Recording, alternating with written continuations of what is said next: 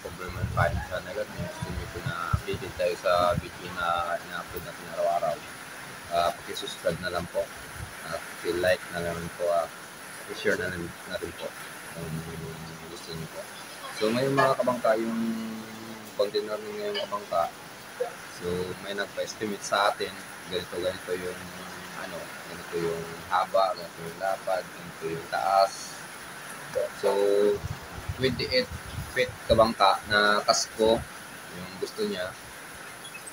Tapos yung lapad naman ng kasko nasa 24 or 28, depende po sa kahoy. Basta hindi lang siya bababa sa 24 o 24 pataas, depende lang po sa kahoy na mahanap natin. So tapos yung kabangka, yung taas ng yung parka tawag sa amin yan, nasa 3 feet. So yung 3 feet kabangka, medyo mataas na yung mga kabangka. Tapos yung buka naman niya sa taas nasa 50 inches. So medyo malaki yung kabangka. Tapos yung yung 28 inches kabangka na kasko, pag magawa na yon, tapos sinukat natin sa taas, pamalong by pamalong, kabilaan. So tatakbo yun ng mga 35 to 39. Depende lang po sa gumagawa. Kasi pwede naman ihigain or patayuin basta makuha lang yung 35 or 39. So yun po yung pintahin ng kabangka, kung magkano ba yung gastos natin doon. So mag-start tayo kabangka sa kasko, kung magkano ba yung presyuhan sa mga ganyan na mga kasko, kasi 28 tapos 24 to 28 pataas yung basta hindi lang talaga siya bababa sa 24. So yun ang kwentahin ng kabangka. So mag-start tayo sa kasko kabangka. Yung kasko kabangka, pag nasa 28 inches, pag dito sa amin binili kabangka, ang iba kasi kabangka per bulpet yung bilhin mo siya. Pero minsan naman yung iba, karamihan talaga, hindi na per bulpet, or talaga, per kasko lang talaga siya. So pag per kasko tayo kabangka, nasa 10 to 12K. Kasko lang yung kabangka, 10 to 12K. So pagkatapos kabangka, yung pamalong, yung pamalong sa amin dito, yung sampad, yung paganon.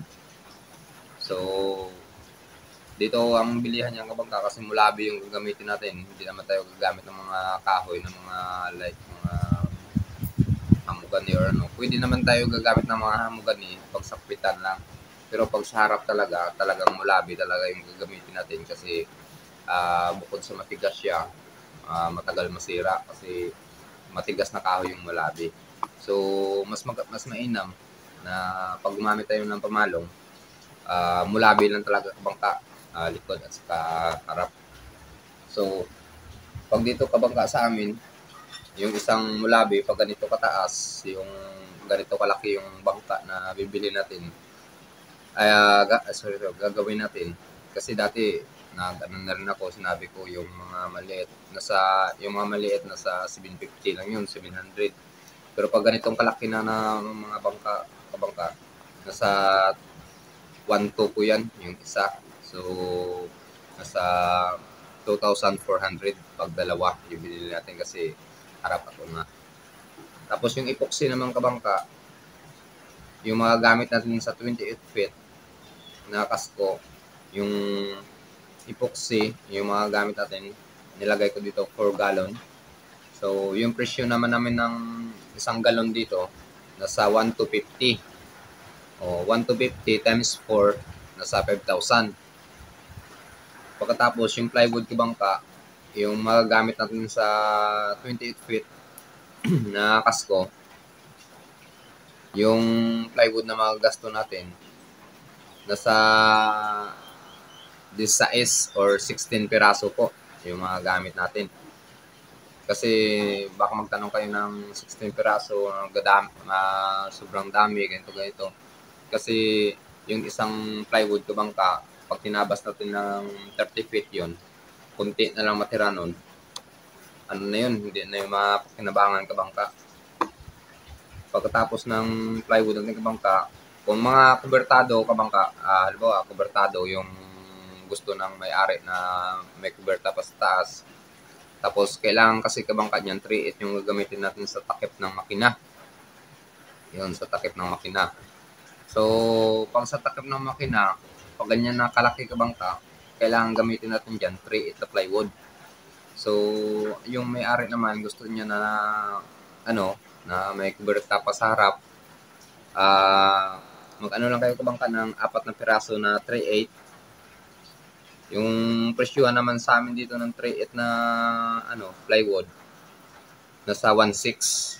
So, 4 times 1.6, nasa 6,400.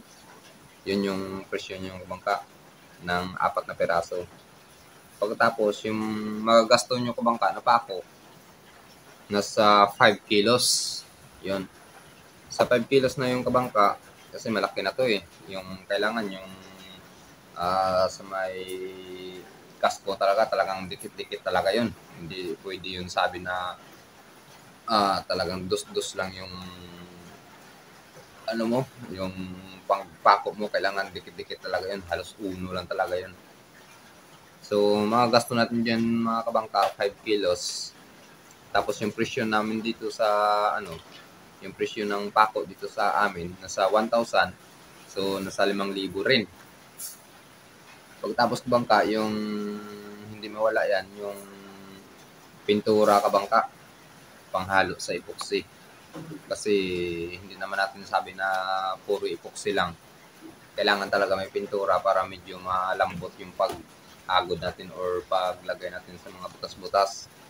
So, yung pintura kabangka, nag-ano ako ng 1 galon lang. 1 galon. Tapos, ang presyo niyan dito kabangka, nasa 750.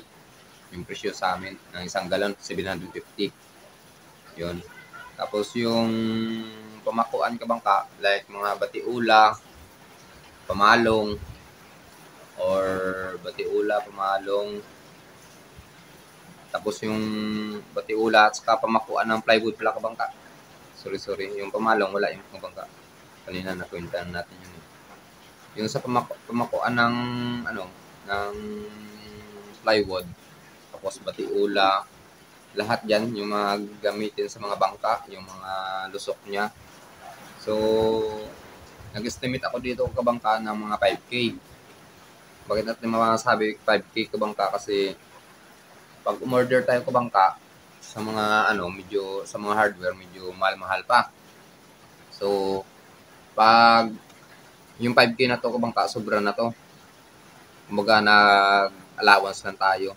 Nag-estimate lang tayo tapos sinubrahan na natin ng konti para ano, para sureball ba, hindi na tayo makapag-order ng kung mga halimbawa kulang ganyan, mas maganda kasi medyo may sobra ka kahit konti. Pero konti lang naman to kabangka yung inano ko, yung pinasobra ko dito. Estimated lang naman kasi ito eh.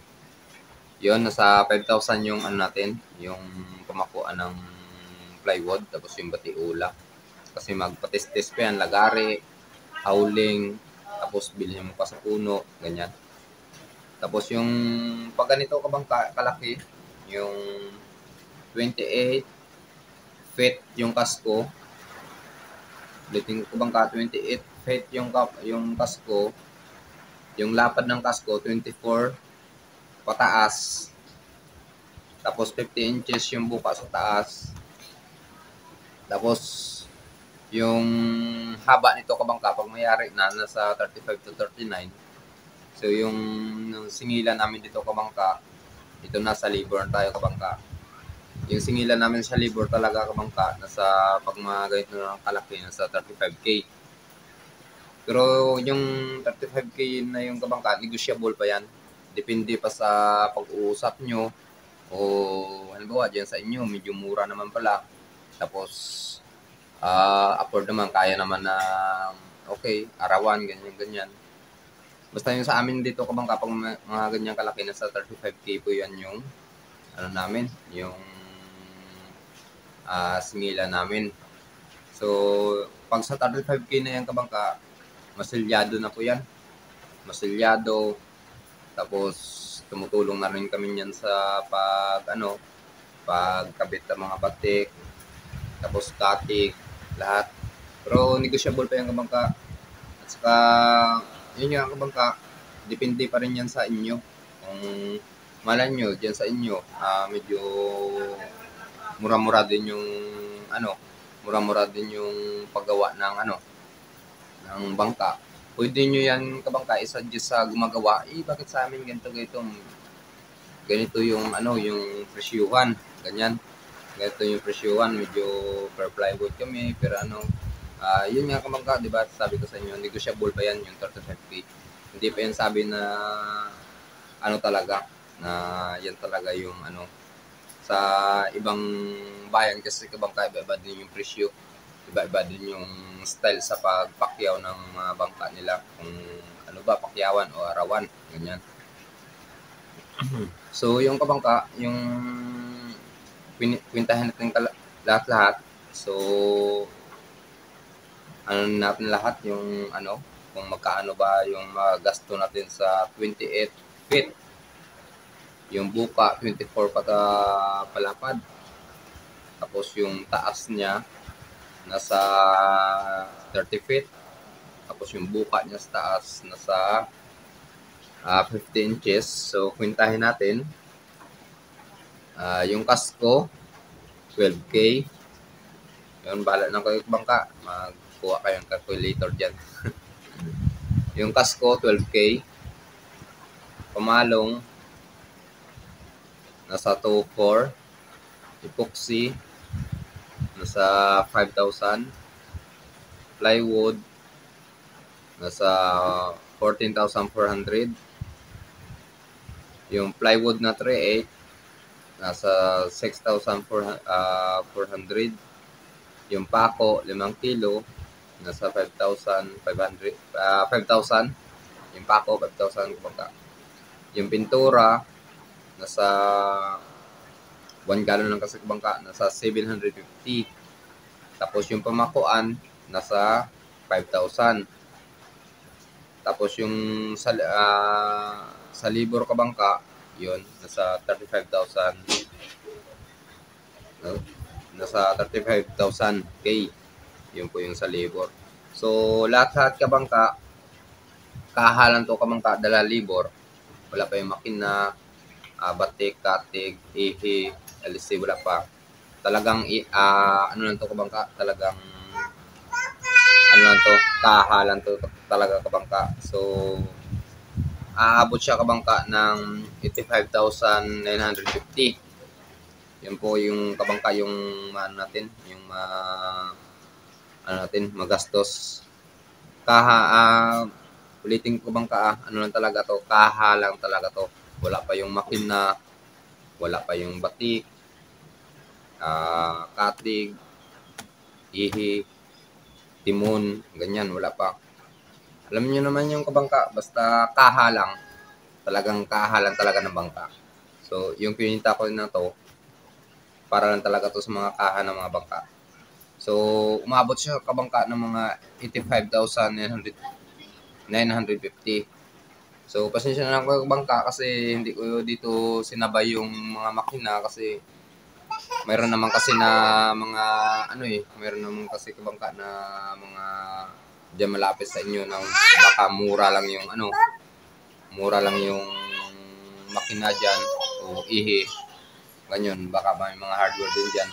At least may idea kayo kabangka pag ganito kalaki na na bangka, at least may idea kayo pag magpagawa kayo kaha lang. Tapos may makina naman kayong stock dyan. O may ihi naman kayo na may mga dati naman kayong mga makina. So at least may alam na kayo kabangka pag kaha lang yung pinagawa nyo. May alam na kayo. May diskarte na kayo kung magkano yung mga gasto nyo. So yung mga kabangka, at least na gawaan naman natin to ng content. Yung bangka na 28 feet yung kasko. Yung taas, pag sa taas sinukat natin nasa 35 to 39. Tapos yung lapad ng kasko nasa 24 pa taas inches. Inches yung kumangka.